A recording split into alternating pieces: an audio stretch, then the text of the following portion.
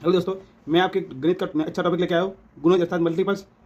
ये difficult topic होता है क्योंकि गुणज के साथ एक टॉपिक और चलता है जिसे गुणनखंड कहते हैं।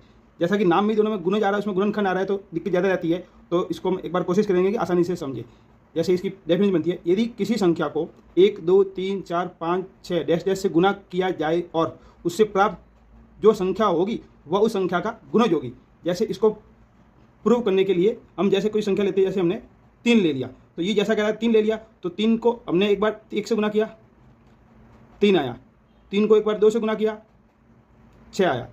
3 को 3 से गुना किया, 9 आया। 3 को 4 से गुना किया, 12 आया। 3 को 5 से गुना किया, 15 आया। 3 को 6 से गुना किया, 18 आया। तो इसका मतलब ये हुआ कि इस संख्या को अपन जिस संख्या से गुना कर रहे हैं और उससे जो संख्या प्राप्त हो रही है वो उसका गुणज कहलाएगी।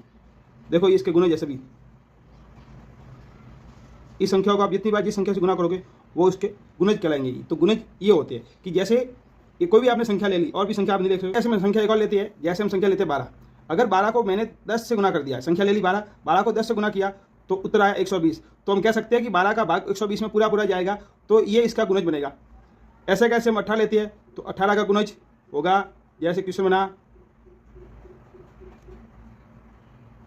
36 हो सकता है, 83 हो सकता है, या 63 हो सकता है, या 38 होगा। ये आपके ऑप्शन क्वेश्चन है।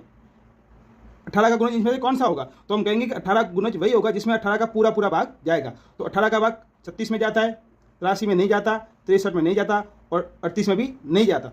तो सामान्य बात है कि गुणज वह संख्या होगी कि जिसको उस संख्या से गुना करने पर या उसकी अगली संख्या से गुना करने पर जो संख्या प्राप्त होती हो उसमें उसका पूरा भाग जाए, वो गुणज कहलाएगी। सामान्य भाषा में गुणज की एक और प्रक्रिया लिखनी है, तो पहाड़ों से हम गुणज पता कर सकते हैं। जैसे टेबल लिखे 10 के, तो 10 के गुणज होंगे 10 होगा, 10 का गुणज 20 होगा, 10 का गुणज 30 होगा, 10 का गुणज 40 होगा, 10 का गुणज 50 होगा, 10 का गुणज 60 होगा, 10 का गुणज 70 होगा, 10 का गुणज 80 होगा, 10 का गुणज 90 होगा और 10 का गुणज 100 होगा। तो इस प्रकार हम टेबल के माध्यम से भी उस संख्या का गुणज बता सकते हैं कि कोई भी संख्या है उसका अगर आपको टेबल पता है तो टेबल के हिसाब से भी आप उसका गुणज निकाल सकते हो। जैसे 18 का गुणज, जब जैसे क्वेश्चन निकल लिया है तो और अपने क्वेश्चन लेते हैं। जैसे कि 4 के प्रथम 5 गुणज, 4 के प्रथम 5 गुणज बताओ।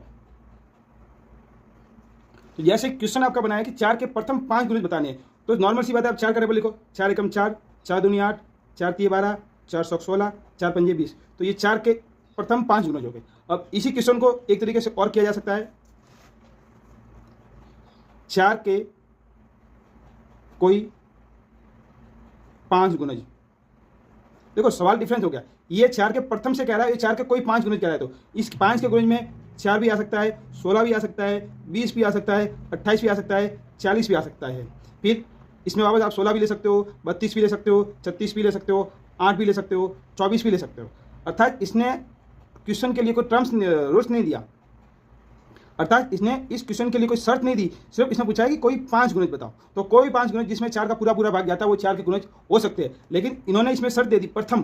प्रथम का मतलब जहाँ से 4 शुरू हो रहे हैं वहाँ से आपके गुणज बताने हैं। तो 4, 8, 12, 16, 20, तो ये इसके गुणज है, प्रथम से शुरू हो रही है, इसलिए प्रथम गुणज कहेंगे। ये 4 के प्रथम गुणज यहाँ से शुरू होंगे। अगर 4 का कोई अलग गुणज पूछे तो ये भी हो सकती है, ये भी हो सकती है, इसके अलावा और भी हो सकते हैं। तो ये गुणज वाला सही टॉपिक था, अच्छा टॉपिक था, इसलिए इसको कोशिश करना कि आसानी से आपको समझ में आ जाए। एक बार इसको और मैं बता देता हूँ। गुणज, यदि किसी संख्या को 1 2 3 4 5 से गुना करने पर जो संख्या प्राप्त होती हो वो उस संख्या का गुणज होगी। जैसे 3 को हमने 1 से गुना किया, 3 का गुणज होगी, 3 का गुणज 6 भी होगी, 3 का गुणज 9 भी होगी, 3 का गुणज 12 भी होगी, 3 का गुणज 15 भी होगी, 3 का गुणज 18 भी होगी। ठीक इसी तरह संख्या ली थी 12, 12 को हमने कोई संख्या से 10 से गुना किया तो अर्थात 12 का 120 गुणज हो जाएगा। फिर 18 का गुणज हमने निकाला था कि 18 का भाग जिसमें जाएगा उसका गुणज कहलाएगी। फिर हमने गुणज पहाड़े के माध्यम से पढ़ने सीखे हैं कि 10 के गुणज क्या होंगे, तो 10 के गुणज ये होंगे जहाँ जिस संख्या में 10 का भाग जाएगा, अर्थात जिस संख्या में उस संख्या का भाग जा रहा है वो संख्या गुणज निकलेगी। ये वापस वही क्वेश्चन था। फिर हमने 2 क्वेश्चन और बनाए थे कि 4 के प्रथम 5 गुणज बताओ। तो 4 का टेबल लिखा शुरू से, 4 एकम 4, 4 दूनी 8, 4 तीय 12, 4 सौ 16, 4 पंजे 20 लिखा। तो ये 4 के प्रथम 5 गुणज होगी। तो इसने प्रथम से पूछा था, जैसे इसमें पूछा था तो 4 के कोई 5 गुणज लिखना था, तो 4 के कोई 5 गुणज लिखा, तो 4 के हमने ये 5 गुणज लिख लिए। तो इस प्रकार हमने ये गुणज पढ़ा है। तो अच्छा लगे तो लाइक कीजिए, शेयर कीजिए और सब्सक्राइब कीजिए।